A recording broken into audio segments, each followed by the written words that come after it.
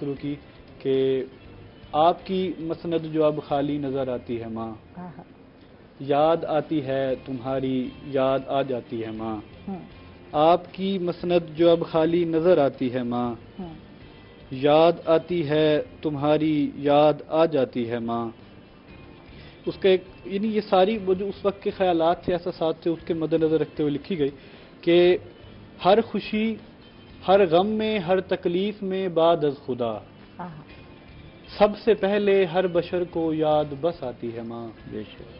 کم سنی میں رات کے جس پہر ڈر جاتا ہوں میں، با خدا سینے لگا کر خوب سہلاتی ہے ماں. سرد راتیں ہوں یا پھر ہوں ہاڑ کی گرمی کے دن، یقیناً آپ بھی ماں ہیں، آپ کو اس چیز کا زیادہ احساس ہوگا کہ سرد راتیں ہوں یا پھر ہوں ہاڑ کی گرمی کے دن، کام کر کر تھک بھی جائے پھر بھی مسکاتی ہے ماں.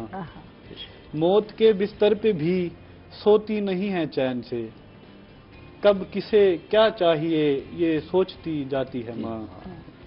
فکر میں اولاد کی اس طرح رہتی ہے مگن، نوجواں ہوتے ہوئے بوڑھی نظر آتی ہے ماں.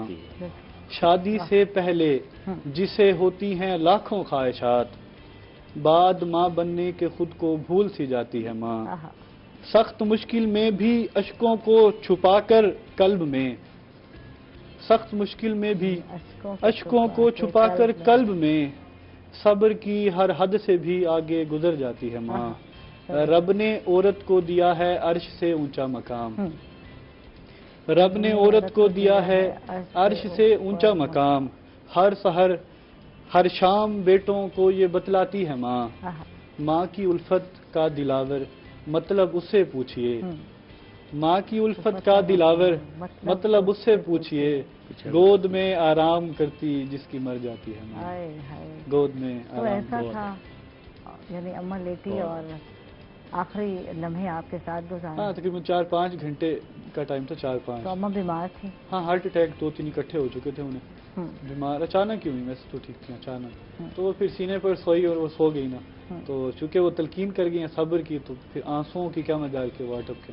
تو میں نے کہا اس طرح نکالتے ہیں. تو جب رات کے 1-1:30 بجے یہ میں نے نظم اپنے عزیز و اقارب یعنی بہن بھائیوں کو شیئر کی، اور یقیناً وہ جاگ رہے تھے اور اس پریشانی میں کہ اس کا کیا ہوگا.